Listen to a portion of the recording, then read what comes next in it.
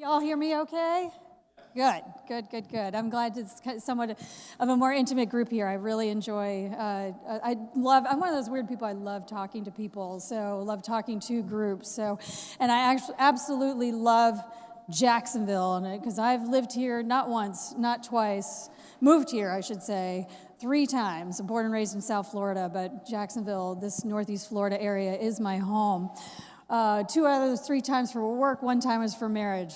Obviously, the one failure in my life, you all know here today. So wonderful to be here. Thanks for the brief introduction by Timothy Gibbons. I am forever grateful for the Jacksonville Business Journal because they certainly helped elevate my career throughout many of its iterations. But I can tell you from the standpoint of where I am and where I've been and all of the roles and responsibilities, which I'll get into in a second, you will understand your biggest takeaway is just how bullish I am about Jacksonville. I have been for a very, very long time, and I'm even more so today, especially after what I have seen and my perspective as far as where the rest of the state is by comparison to Jacksonville. So, bit of history about me real fast. So again, as I mentioned, born and raised in South Florida. I moved to Jacksonville for the first time in 2007. I was a commercial real estate broker. I was working in South Florida. I had some clients that were actually interested in, perhaps international clients, in investing in different areas of Florida, not just South Florida. And we said, let's go ahead and move you up to Jacksonville and take a look at what's going on up there. That's, essentially the next frontier. We all know what happened not too long after that. The markets went where they went. I moved back to South Florida.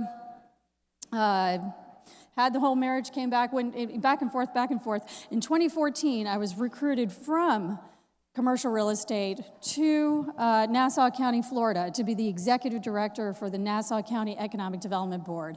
For those of you that were around here in 2014, Nassau County had nothing going on back then. What the big development that is Wildlight that you see right at I-95 and A1A didn't even have a name. It was just timberland. And I remember commercial real estate brokers that I was working with at the time, they laughed at me when I told them that I was leaving the industry to take a salaried job for a lot less money to run economic development in Nassau County. I can tell you right now that was the best decision I could have ever made, because I was where I was at that time was essentially the forefront of what is now the fastest growing community in the nation, one of them. So it's been an exciting ride. I was there for 5 years. 2.5 years into the 5 years, I was voluntold to be port director for the Port of Fernandina, so I got to understand economic development from the water side.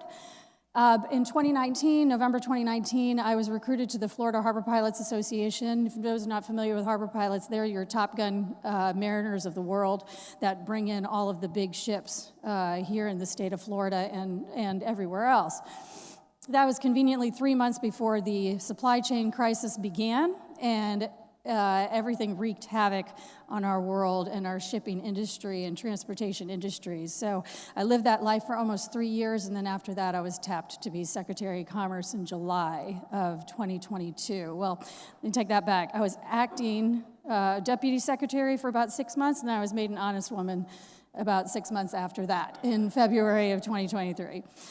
So we've had many changes at the state level as far as economic development is concerned. As far as you all are concerned, everything remains the same. When I was secretary, I was also the president of the Florida Opportunity Fund. That's our venture capital arm here at the state. So I got to see basically companies come in from cradle to grave. So I got to see the beginnings of where the economy really should be, the focus of the economy should be, and then I saw the end result and how the state supports it from beginning to end. And we used to say, back then, I still say it to this day, I said the amount of funding and attention needs to be in this area, in this space, because this is really where economic development begins, here in the state of Florida. If we're not nurturing this innovation space, if we're not contributing to that environment, we are missing out on so much more, because other states are coming in and picking up these amazing ideas and these amazing talent that go with them, and they're going away. So it was a wonderful way for me to understand, the ecosystem from beginning to end. And like I said, I'm a fan to this day. Northeast Florida is truly a remarkable area now, especially when I see what's happened everywhere else in the state. So you have so much runway still ahead of you that it's exciting to see where things have come from over 10 years since I've been in and out of this market, and to see just how much further you are able to go. So this is truly in the area where I'm really excited to see investment and opportunity. And I didn't say this in the beginning, I want to hear from you all, and I want to answer any questions that you all may have, especially from the standpoint that I have. So don't be afraid to just raise your hand, ask me some questions. You're not going to interrupt me as far as everything goes. So I will go ahead and just give you some stats about Florida, and then I'll open it up for questions. But again, feel free to give me some opinions or some feedback as we go along here. So, where is Florida today? Florida is a $1.6 trillion economy now. We are the 14th largest economy in the world. That's down or up, if you want to say, 2 digits from last year. We took a significant jump, almost a 20% jump in 1 year. So to go from number 16 to number 14 in the world. Why is that? Has a lot of reasons why. So has many of the dynamics that are contributing to what's happening now has everything to do with our geographic positioning in the world. And it's not only the fact that we are in close proximity to Latin America. That is a huge driver of where a lot of business activity is happening. And you're seeing it, excuse me, here, especially on the manufacturing side in Jacksonville, the manufacturing and logistics. As companies, as the decoupling that is occurring around the world continuously, and companies are trying to basically de-risk themselves from environments that are wreaking havoc on their business right now. Not only what's happening in Asia, but I'm talking about what's happening in Europe and elsewhere in that part of the world.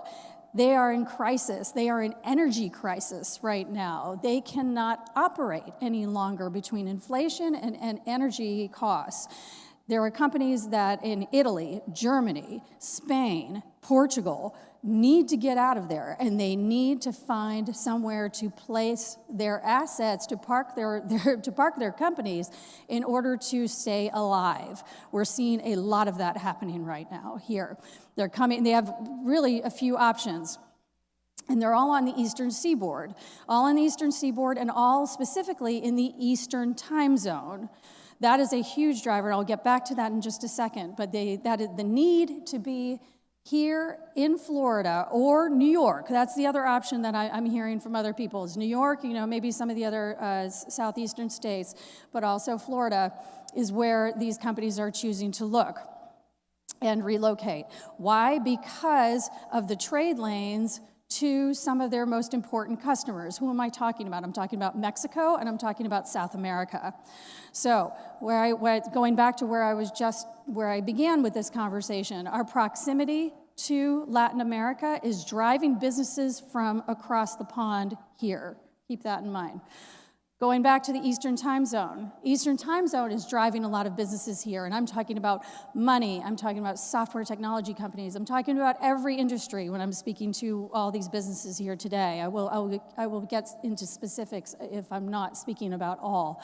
But that Eastern time zone is a massive driver. Why again? Because now, thanks to the pandemic, thanks to the Zoom culture, the Teams culture, the ability to run your business from anywhere in the world, you can operate a business. This is verbatim from CEOs from all industries I've heard this from. They say, Laura, I cannot operate a global company from the West Coast, from Silicon Valley. I need to be on the East Coast. And my only options are really Florida or, once again, New York. Obviously, the choice is clear. Most of them have been coming to Florida.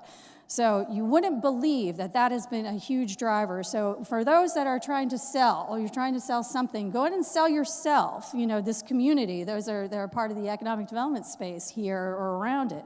You need to sell very strongly that Eastern time zone, because that is driving the bus, big time.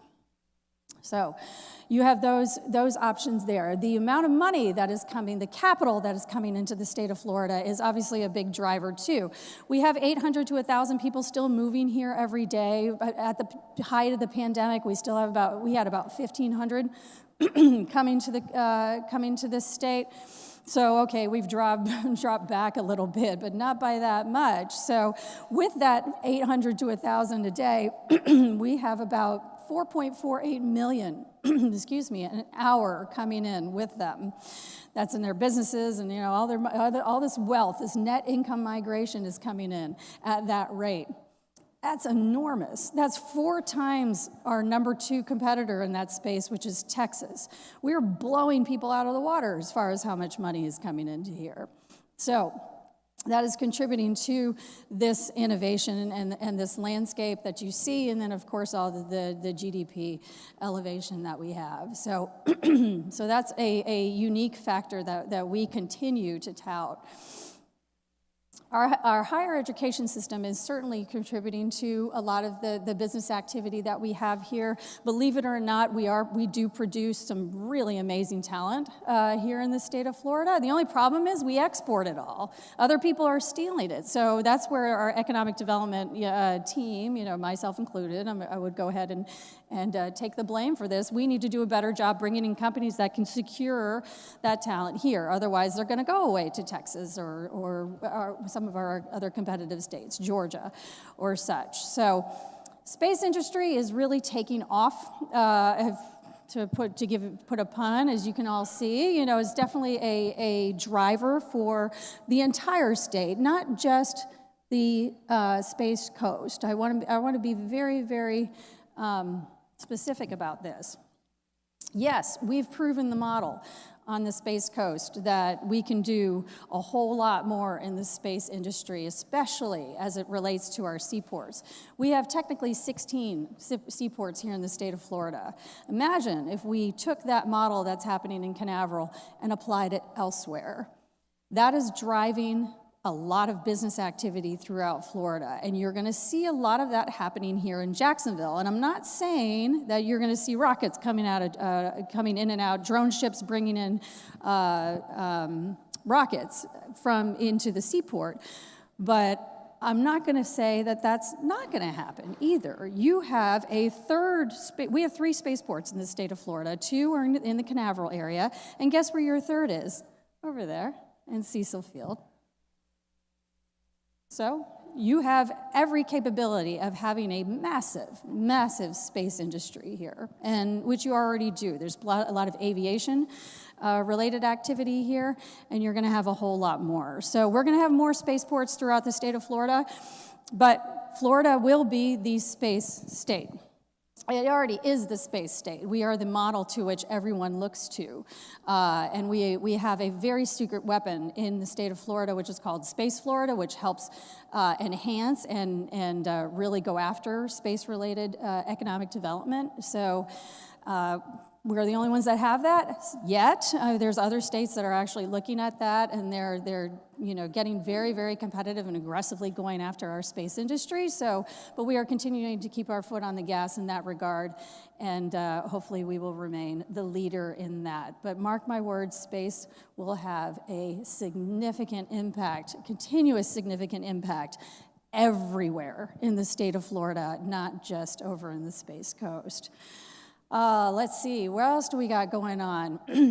You have the Port of Jacksonville. I cannot stress enough how much the Port of Jacksonville, how much of an asset the Port of Jacksonville is to the state of Florida. So if I had to put money on, Timothy Gibbons, watch what you print here, because I could get in trouble. But if I had to put my money on any port in the state of Florida, I would put it on the Port of Jacksonville. I'm not just saying that because I'm with you all here. It's because I mean it. There is only one port in the state of Florida that, as of today, could compete with the Port of Savannah, which is the number 4 seaport in the nation. And that's the Port of Jacksonville. Why? Because it has the ability to grow. We don't have that capability really in many other of our seaports. And I could go down the list as to why that is, but most of it is land constraints in our largest seaports, basically Miami and Port Everglades. down in South Florida. Tampa has a lot of potential, but it has a 42-foot channel that needs to be dredged, and that takes decades to do. So Tampa is, a long shot, it's going to be longer term as far as its potential. Who has the ability to do something now? Jacksonville. That's why you're seeing all this activity. That's where you saw Jacksonville siphon a lot of activity away from Savannah during the supply chain crisis. And you're only going to see more of that because Jacksonville has room to grow. I don't have to tell you, you see how much land there is here. So, lots of factors working in your wheelhouse here as far as advancing the economy, the push north, the push south. You're kind of in the center of everything here. That's what I've been saying all along from when I was a commercial real estate broker. And now you are seeing it. You are seeing all of this kind of come together at really just the right time. So I am just, I cannot stress enough just how much of a fan I am and how wonderful it is to come back home, but it's definitely a wonderful thing to see, especially with the fostering of this community. Thanks so much. I'm here for a while, so we can take that.